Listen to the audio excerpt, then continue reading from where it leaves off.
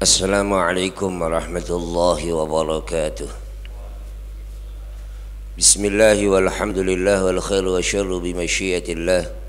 Wassalatu wassalamu ala rasulillah sayyidina wa habibina wa syafi'ina wa qurrati a'yunina wa maulana Muhammad ibn Abdillah.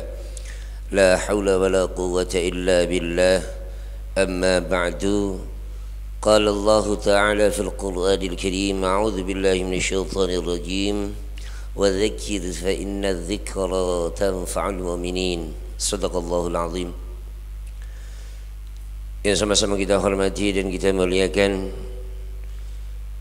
Ketua Masjid Rawdatul Jannah beserta pengurus, yang sama-sama kita hormati Imam tetap Masjid Rawdatul Jannah Ustaz Afandi, para orang tua saya, hadirin jemaah salat subuh dan jemaah taklim Masjid Rawdatul Jannah Kirana Cibitung. Hadani Allahu wa iyyakum ajma'in. Alhamdulillah, kesempatan pagi yang cerah ini Allah takdirkan kita untuk kembali bertemu dalam rangka mencari ridhonya Allah melalui ta'lim. Mudah-mudahan apa yang kita upayakan mendapatkan ridha dari Allah Subhanahu wa taala, dan mudah-mudahan duduknya kita di masjid ini dalam rangka tercatat oleh Allah Subhanahu wa taala sebagai i'tikaf kita, dan asbab itu mudah-mudahan dosa-dosa kita diampuni oleh Allah Subhanahu wa taala. Amin ya rabbal alamin. Salawat dan salam tetap curah limpahkan kepada junjungan alam kanjeng Nabi besar Muhammad sallallahu alaihi wasallam, kepada para keluarganya, para sahabatnya, tabi'in, atba'ut tabi'in, dan mudah-mudahan termasuk kita selaku umat beliau yang terus berupaya untuk menggali, mempelajari serta mengamalkan apa yang telah dicontohkan oleh baginda Nabi Muhammad sallallahu alaihi wasallam. Mudah-mudahan di akhirat kelak Allah izinkan kita untuk mendapatkan syafaatul uzma dari baginda Nabi Muhammad sallallahu alaihi wasallam. Amin amin ya rabbal alamin. Bapak-bapak yang dimuliakan Allah Subhanahu wa taala, sebelum kita mulai ta'lim, kita baca suratul Fatihah untuk pengarang kitab Bidayatul Mujtahid dan kitab Tuhfatul Ahwadhi Bisyarhi Jami' Tirmidzi, syarah daripada hadis Sunan At-Tirmidzi. Dan kepada guru-guru kita yang telah mengajarkan ilmu kepada kita, mudah-mudahan Allah mudahkan kepada kita untuk memahami ilmu yang ditulis oleh beliau, dikarang oleh beliau, yang tentunya bersumber dari baginda Nabi Muhammad sallallahu alaihi wasallam. Dan mudah-mudahan Allah jadikan ilmu kita ilmu yang barakah, manfaat fid dunya wal akhirah. Ala hadhihi niyyah wa ala kulli yadin salihah. Al-Fatihah. A'udzu billahi minasyaitonir rajim. Bismillahirrahmanirrahim. Alhamdulillahi rabbil alamin arrahmanir rahim maliki yaumiddin. Iyyaka na'budu wa iyyaka nasta'in. Ihdinas siratal mustaqim. صراط الذين أنعمت عليهم غير المغضوب عليهم ولا الضالين.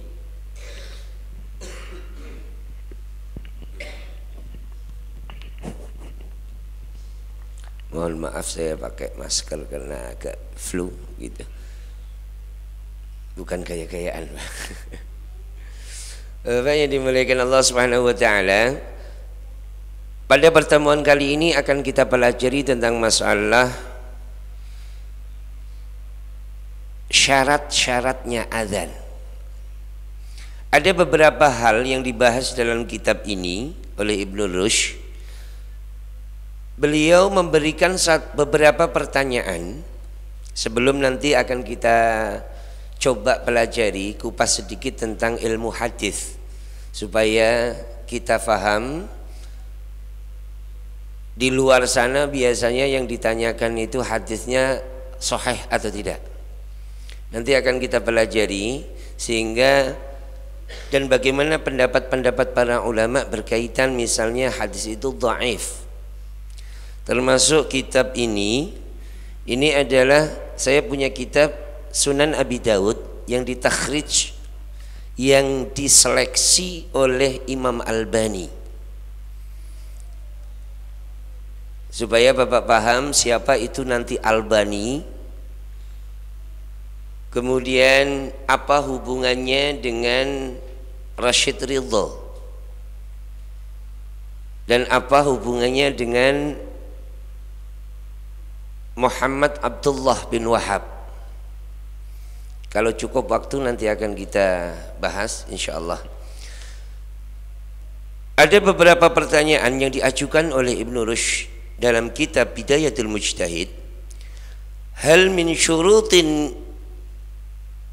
man adzina ayyakuna huwa alladhi yuqimu amla.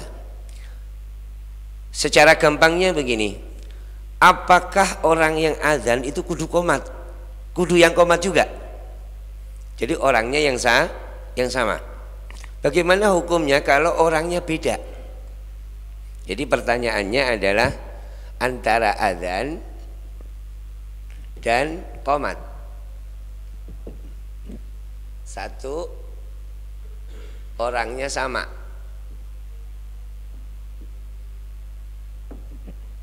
Apakah harus sama orangnya? Kemudian yang kedua, hal min syurutil adzani alla yatakallama fi asna'ihi amla. Bahasa gampangnya, apakah orang yang azan itu bisa disambil ngobrol ketika di tengah-tengah azan? Misalnya begini, hayya 'alas shalah. Pak, kunci kamar di mana? Loh, suruh. Hayya 'alas shalah misalnya, apakah itu boleh atau tidak? Mungkin Bapak gak kepikiran sampai ke Solo, tapi ulama udah dipikirin lebih dahulu. Kita tinggal baca ya. Apapun hasilnya, saya hanya berbicara tentang ilmu dan berdasarkan kitab. Adapun yang cocok atau enggak cocok itu urusan pribadi masing-masing. Akan tetapi masalah hukum bukan masalah cocok dan enggak cocok. Hukum is hukum. Hukum adalah tetap hukum. Yang ketiga, hal min syartihi ayyakuna ala taharatin amla. Yang ketiga, apakah orang yang azan itu diharuskan suci atau enggak? Terkadang kan namanya orang udah agak kelewat waktu begitu ya, belum wudu, belum apa, habis buang air kecil langsung azan. Apakah azannya sah atau tidak? Yang selanjutnya, hal min syartihi ayyakuna mutawajjihan ilal qiblati amla.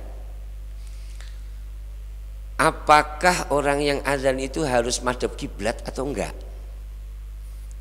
Atau boleh kira-kira madhep ngalor gitu ya. Yang kelima, hal min syartihi ayyakuna qa'iman amla. Apakah orang yang azan itu dianjurkan untuk berdiri atau boleh duduk? Jadi kalau azan duduk misalnya di sini mimbar begitu ya, Allahu Akbar sambil dempes di apa mimbar gitu. Apakah diperbolehkan begitu atau duduk santai di pojokan sini? Apakah diperbolehkan untuk seperti itu? Hal min syartihil bulugh amla. Apakah orang yang azan itu harus balik atau tidak? Kalau harus balik berarti kalau anak-anak yang belum balik gak boleh azan. Gitu. Dan nanti bagaimana keputusan ulama, saya harapkan bisa diterapkan mulai azan nanti zuhur. Ketika bagus dan tidaknya, pantas dan tidaknya untuk masjid ini. Jangan sampai masjid sudah ngaji fikih yang azan ngawur, ya. Jangan. Yang terakhir ada satu pertanyaan dari beliau, hal min syartihi alla ya'khudha 'alal adzani ajran am yajuzu lahu ay ya'khudhahu. Apakah orang yang azan itu boleh minta bayaran atau kagak? Nah, tapi di sini yang harus dicatat adalah minta bayaran, bukan dikasih bayaran. Beda loh ya. Apakah orang yang azan itu boleh minta bayaran? Misalnya begini, masjid ini butuh muadzin, nyari dah tuh kemana-mana. Ada yang mau, Bapak mau jadi azan. Emang kalau azan gajinya berapa sih? Boleh tahu nggak gajinya? Misalnya begitu.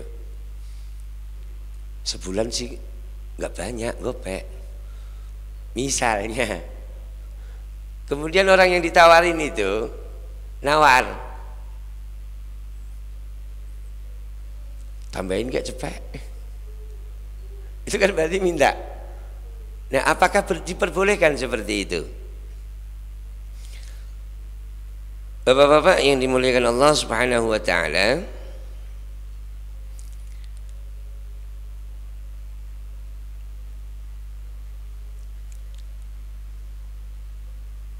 kita lanjutkan jawaban daripada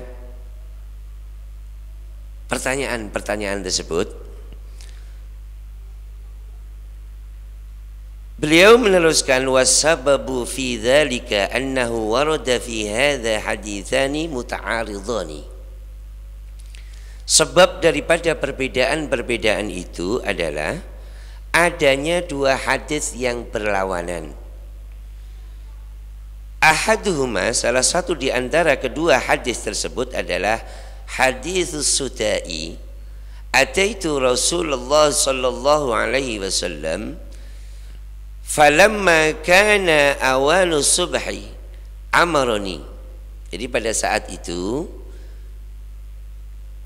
As-Sudai ini diperintahkan, didatangi oleh Rasulullah untuk mengumandangkan azan. Fa'udzinat, maka beliau azan. Waktu itu Bilal lagi nggak ada, Bilal dicari-cari sama Nabi kagak ada. Akhirnya Nabi mendatangi seorang sahabat yang namanya Sudai, kemudian beliau diminta untuk azan. Setelah diperintah Nabi untuk azan, beliau azan. Nah, setelah azan selesai dan mau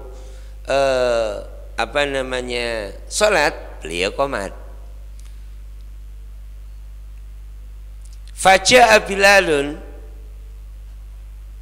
kemudian datang Bilal, pengennya Bilal qomat. Tapi kata Nabi, inna akha Suda' adzana wa man adzana fahuwa yuqimu. Kata Nabi, Bilal, kamu nggak usah azan. Karena apa? Sudai tadi sudah azan. Siapa yang azan, dia yang harus qomat. Nah, hadis ini diklaim oleh orang-orang sebagian sana itu hadisnya dhaif.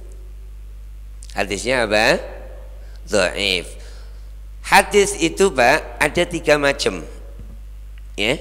Jadi kalau kita belajar hadis itu ada 3 tingkatannya. Yang pertama itu ada yang namanya hadis sahih. Hadis sahih. Sahih ini terbagi jadi 2. Ada sahih li dzatihi, sahih dengan sendirinya, memang dia benar-benar sahih. Ada yang sahih li ghairi dzatihi, ya,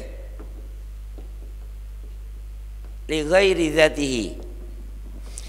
Nah, sahih li ghairi dzatihi ini sebenarnya dia berasal dari hadis hasan. Hadis hasan li dzatihi yang kemudian naik tingkat karena didukung dengan hadis yang lain sehingga menjadi hadis sahih li ghairi dzatihi. Nah, kemudian ada yang kedua yaitu hadis hasan. Hadis hasan pun terbagi jadi dua. Lidzatihi, ya, memang dia hasan derajatnya. Dan yang ketiga adalah yang kedua adalah li ghairi dzatihi. Nah, yang li ghairi dzatihi, hadis hasan li ghairi dzatihi awalnya adalah berasal dari hadis dhaif yang kemudian didukung oleh perawi hadis yang lain, yang kemudian derajat hadis itu bisa naik menjadi hadis hasan li ghairi dzatihi. Nah, hadis yang ketiga adalah hadis dhaif. Nah, ini yang banyak macamnya. Ada yang disebut dengan hadis mursal, ada yang disebut hadis munqati, ya. Ada berbagai macam hadis yang lain, misalnya hadis syadz.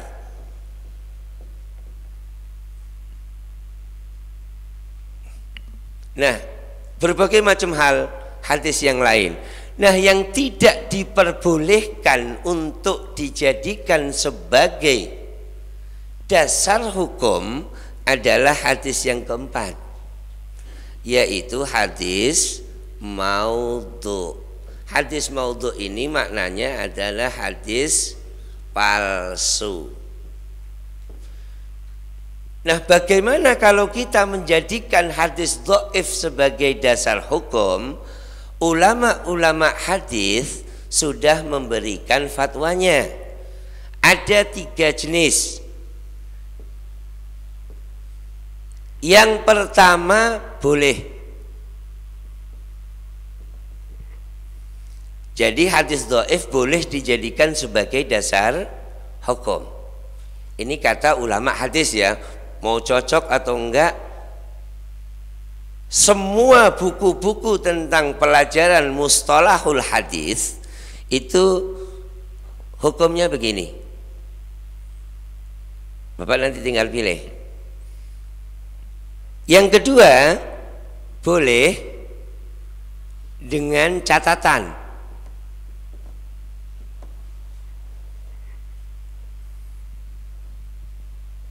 Di antara yang berpendapat ini adalah Ibnu Hajar al-Asqalani. Ibnu Hajar itu ada 2. Ada Ibnu Hajar al-Asqalani, ada Ibnu Hajar al-Haytami. Yang hadis adalah Ibnu Hajar al-Asqalani. Nah, yang ketiga adalah tidak boleh pakai sama sekali. Udah mentok, nggak boleh sama sekali dijadikan sebagai dasar hukum. Ini adalah hadis dhaif. Semua ulama hadis menyatakan demikian. Nah, sekarang mayoritas orang-orang di luar sana kalau sudah mendengar hadisnya itu dhaif, nggak mau ngamalin dan tidak mengakui itu adalah hadis. Udah nggak bisa dijadikan sebagai dasar hukum pokoknya. Anggap aja hadis itu nggak ada, orang nggak dipakai. Nah, adapun kita yang berdasarkan kesepakatan ulama, semua ulama hadis adalah hadis maudhu yang nggak bisa dipakai. Ya, hadis maudhu itu hadis palsu. Tapi kalau hadis-hadis yang lain itu ini. Dan di antara lagi yang tidak boleh adalah hadis mungkar. Ini nggak boleh. Ini kata ulama hadis. Biasanya orang-orang yang di luar sana nggak paham tentang masalah begini nih. Tapi yang ditanyakan adalah hadisnya sahih atau enggak. Ada hadisnya enggak? Hadisnya sahih atau tidak? Padahal ditanya hadis sahih yang bagaimana, macam-macamnya hadis sahih seperti apa, saya yakin nggak paham.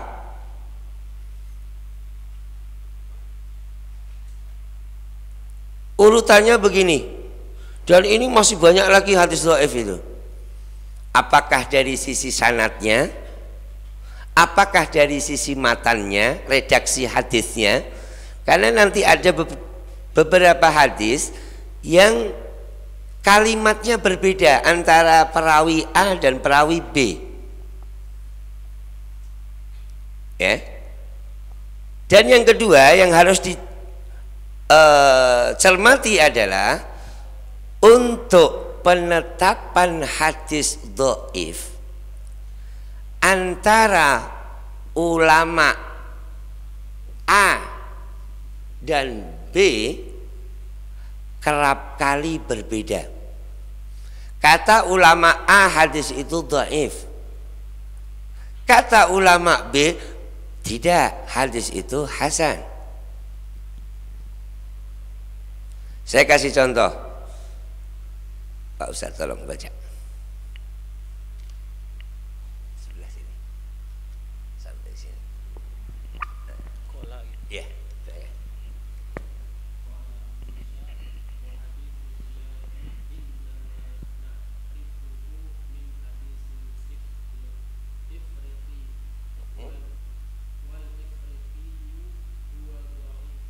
Kata beliau hadis ini dhaif.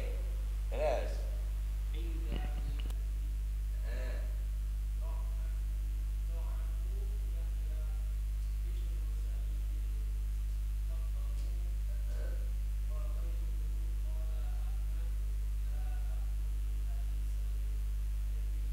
kata Imam Ahmad bin Hanbal, enggak, hadis itu enggak dhaif karena aku menulis hadis yang dibawa oleh Ifriqi itu tadi.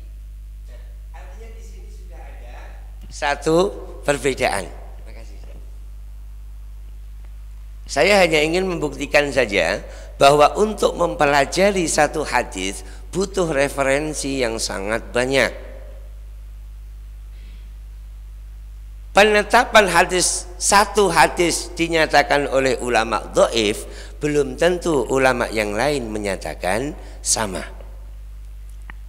Ini yang harus jadi catatan.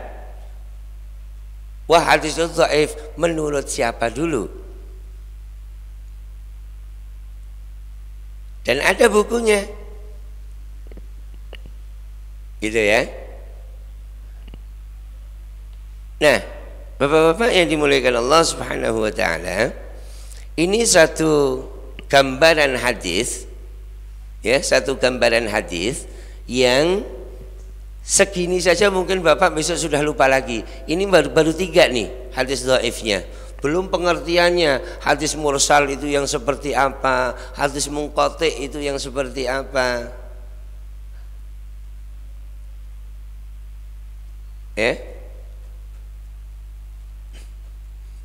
Hadis mudhal itu harus seperti apa?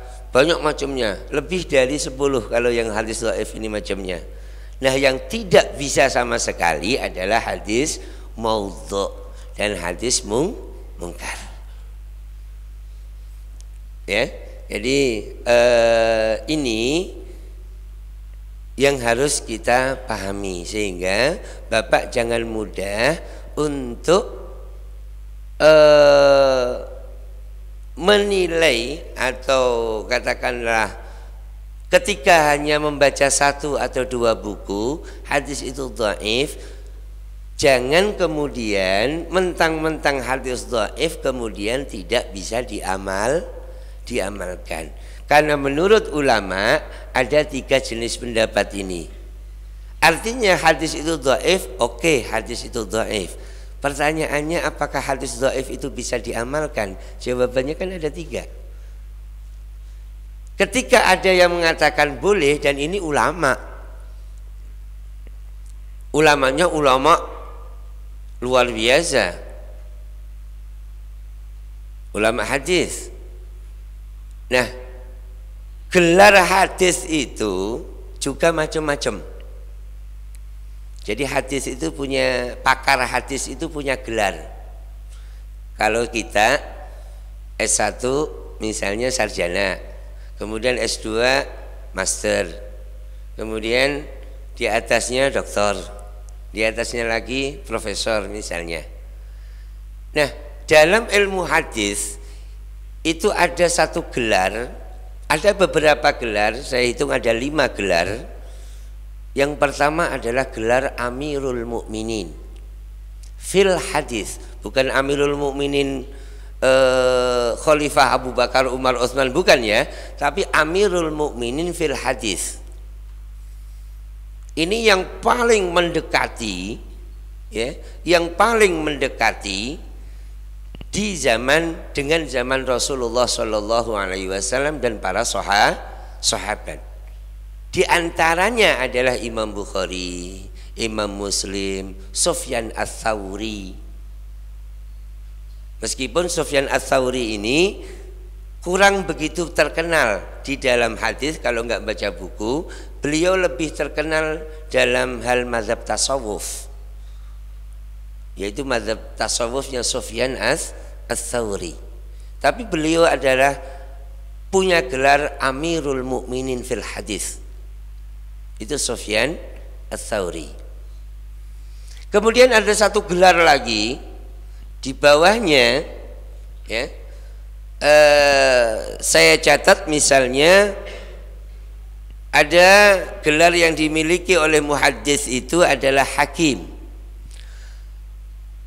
Hakim itu bukan pengadilan, tapi hakim adalah orang ahli hadis yang bisa menghafal lebih dari 300.000 hadis.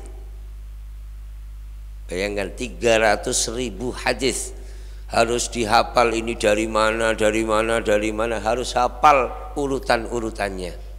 Betapa cerdas para ulama-ulama dulu. Kemudian ada yang bergelar Al-Hafiz. Ini yang hafal 100.000 hadis. Gitu. Kemudian ada gelar Al-Hujjah. Hujjah itu orang yang menghafal hadis batasan minimal 300.000 hadis. Kalau tadi lebih dari 300.000, ini batasan minimal adalah 300.000 hadis. Ada yang disebut dengan muhaddis. Muhaddis itu yang menghafal Sahih Muslim, Sahih Bukhari, dan bisa menjadikan dirinya bisa menentukan hadis ini sahih atau tidak. Tapi sudah ada kitabnya, tinggal mindahin, tinggal nyari dan dipindahin, ditulis ulang dan seterusnya. Gitu. Ada yang terakhir yang paling rendah adalah musnid. Musnid ini orang yang belajar hadis. Ini tingkatan-tingkatannya. Nah, artinya bahwa saya sampaikan, saya hanya ingin memberikan gambaran saja bahwa kalau Bapak sering mendengar kata-kata Albani itu adalah ulama terkini. Beliau lahir sekitar 1914 dan wafat beliau adalah 1999. Baru berapa tahun wafatnya? Ulama kemarin. Ulama kemarin. 99 ini saat saya masuk kuliah S1. Ulama baru kemarin. Kalau sekarang 2000 berarti 2020, berarti 23 tahun. Baru 23 tahun yang lalu meninggal. Ini Albani. Ya. Ini Imam Albani. Nah, beliau ini belajar hadis otodidak. Belajar hadisnya otodidak.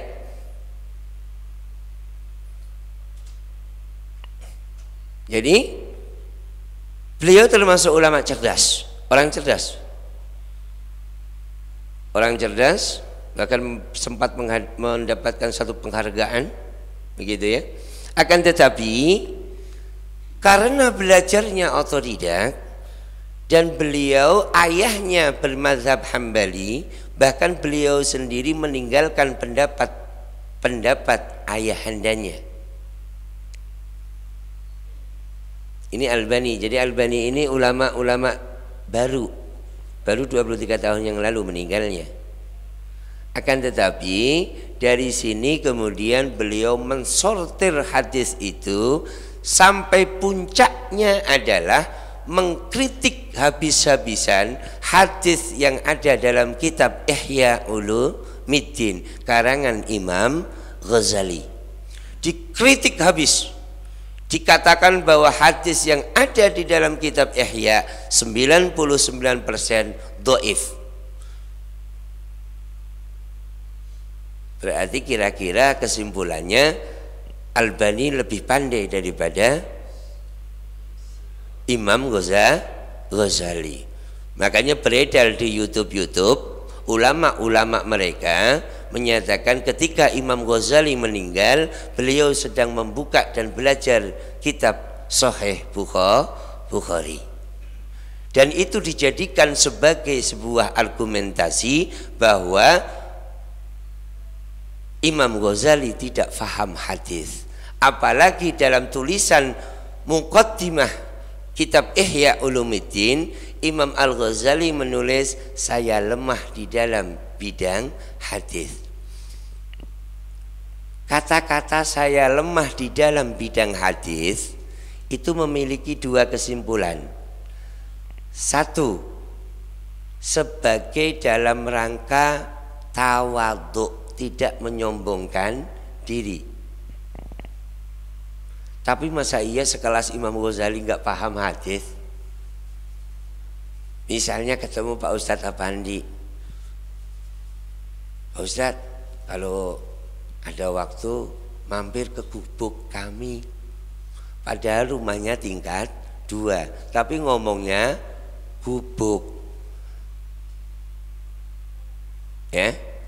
Ini kalimat-kalimat yang oleh mereka dianggap sebuah kepastian, sehingga menggiring opini kita yang nggak paham, oh kitab Ihya kitab yang salah. Ini bahaya, gitu ya. Ini kalau nggak tahu sejarahnya repot. Makanya melalui mimbar ini, gitu ya, melalui mimbar ini yang biasa ngomong hadisnya sahih atau enggak harus belajar dulu mustalahul hadis.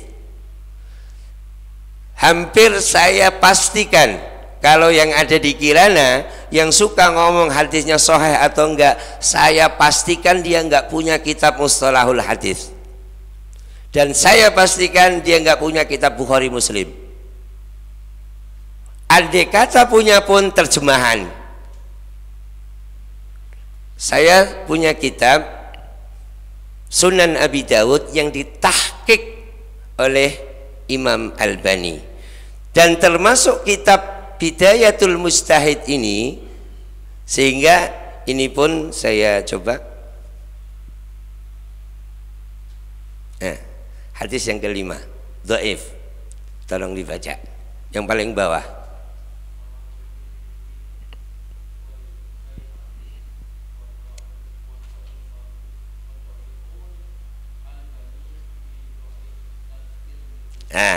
Didhaifkan oleh Imam Albani, padahal Albani adalah kelahiran tahun 1914. Saya punya kitabnya, dan saya punya ini 2 jilid, yang satu tahqiqannya Albani, yang satu tidak. Sehingga saya compare dengan hadis Sunan At-Tirmidzi-nya. Ini Syarah At-Tirmidzi. Sehingga saya sampaikan, menurut ulama A hadis itu dhaif betul, akan tetapi menurut ulama B belum tentu. Dan nanti kalau bagian-bagian mustalahul hadis memang butuh waktu tersendiri, butuh kitabnya khusus. Ada rijalul hadisnya, ya. Ini kadang cuman modal dari katanya, modalnya adalah jiping yang katanya dari gurunya lulusan Mesir, belum tentu. Kalau hanya bisa bahasa Arab, nggak usah kuliah di Mesir, nggak usah kuliah, Pak. Bapak cukup jadi TKI, Bapak di sana yakin bisa bahasa Arab, benar? Orang-orang TKI yang pulang dari Arab, pulang ke Indonesia, fasih bahasa Arab, suruh baca dan menerjemahkan kitab ini, bisa.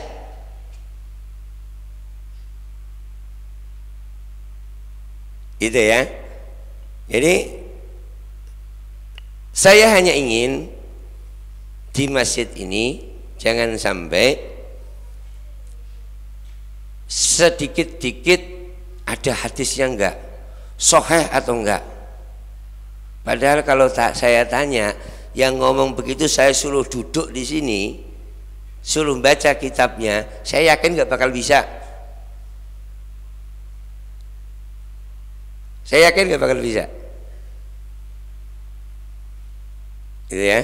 Jadi di masjid ini berjalanlah seperti biasanya. Jangan gontok-gontokan. Kalau mau itu keyakinannya, silahkan jalankan, tapi jangan ganggu orang yang berbeda pandangan. Ketika diganggu, saya akan maju. Mau sampai di mana kitabnya? Ada Pak Yai Jumara, ada Gus Hasan, ada Ustadz Uki, dan guru-guru kita yang lain, ya. Jadi, oh itu nggak boleh, itu bid'ah, hadisnya dhaif. Dhaif itu hadisnya menurut hadisnya, dhaifnya menurut siapa, Pak? Menurut ulama siapa? Ada di kitab apa? Dan menurut ulama-ulama hadis dhaif itu ada berapa? Kesimpulan ulama, apakah boleh? Memang sama sekali nggak boleh? Atau seperti apa, Pak? Tolong jelaskan. Saya yakin nggak bakal bisa, Pak. Hadis dhaif itu ada jenis-jenisnya apa saja? Tolong kasih contoh dong, Pak. 3 aja.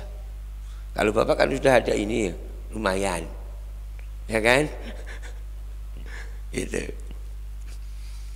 Bapak-bapak yang dimuliakan Allah Subhanahu Wa Taala, balik lagi itu kitab aslinya tadi.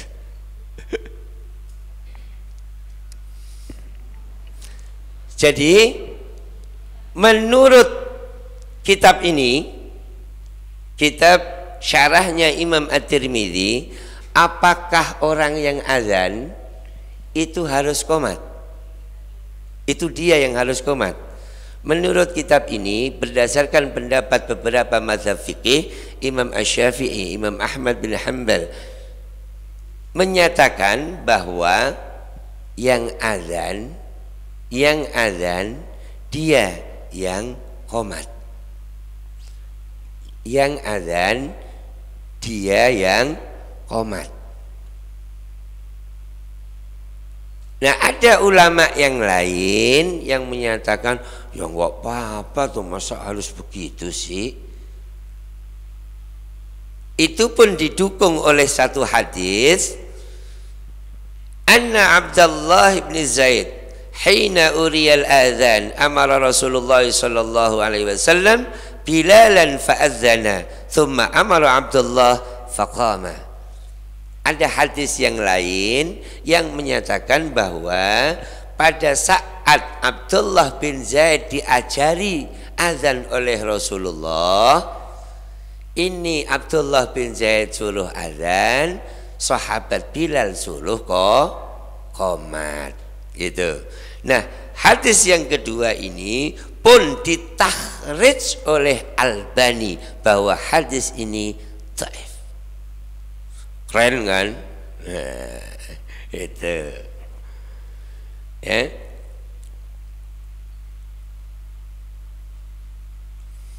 Nah kemudian bagaimana kesimpulannya? Sebagai kesimpulan bahasan yang pertama, apakah orang yang azan dia yang harus qomat?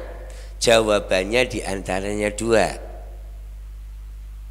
Yang pertama, ya dia yang azan, dia yang qomat, dan ini adalah mayoritas. Kalau di dalam kitab ini diberikan judul fa'aksaro ahlil ilmi, yang paling banyak diamalkan oleh para ahli ilmu adalah siapa yang qomat, dia. Siapa yang azan, dia yang qomat. Meskipun ada sebagian kecil ulama yang mengatakan bahwa enggak apa-apa yang azan A yang qomat. Paham Mbak ya? Jadi kalau ada yang melakukan dua-duanya, mana yang lebih bagus? Siapa yang azan itu dia yang qomat. Paham Mbak ya? Nah. Untuk jawaban yang lain, apakah harus duduk atau boleh diselingin ngomong? Maka ulama ahli fikih mayoritas menyatakan nggak boleh diselingi dengan ngomong. Karena apa? Azan merupakan rangkaian daripada sholat. Azan dikiaskan dengan sholat. Gitu. Bagaimana hukumnya yang lain? Insya Allah nanti pada pertemuan yang akan datang. Mudah-mudahan sekilas dari pertemuan kita ini bisa memberikan pencerahan kepada kita semuanya bahwa yang berbeda belum tentu salah. Yang berbeda belum tentu salah. Terakhir sebelum kita akhiri, setelah Bapak mengkaji mendapatkan tambahan ilmu ini, maka yang lebih bagus adalah semakin merunduk, semakin tawadhu, bukan semakin sombong. Ketika Bapak habis taklim, keluar dari taklim sombongnya makin nambah, berarti hasil taklimnya enggak ada gunanya. Itu yang harus garis bawahi. Setiap kali Bapak habis taklim, Bapak harus semakin tawadhu, semakin merendah, semakin membuktikan bahwa makin banyak yang belum diketahui. Jangan sampai keluar dari majelis taklim sombongnya makin meningkat. Nambahnya ilmu, nambahnya kesombongan, itu malapetaka. Mudah-mudahan, jadi jangan petentang-petenteng. Saya sampaikan di Masjid RJ, jangan petentang-petenteng soal hadis. Ya? Jangan paling merasa sok tahu tentang hadis. Supaya apa? Supaya masjid ini ada marwahnya. Supaya masjid ini ada taringnya bahasanya. Termasuk pengurus-pengurus DKM-nya harus paham tentang fikihnya seperti apa. Mudah-mudahan dikawal dengan Ustadz Alfandi dan kawan-kawan, masjid ini semakin lama akan semakin barakah, semakin membawa pencerahan kepada masyarakat. Amin ya rabbal alamin. Assalamualaikum warahmatullahi wabarakatuh.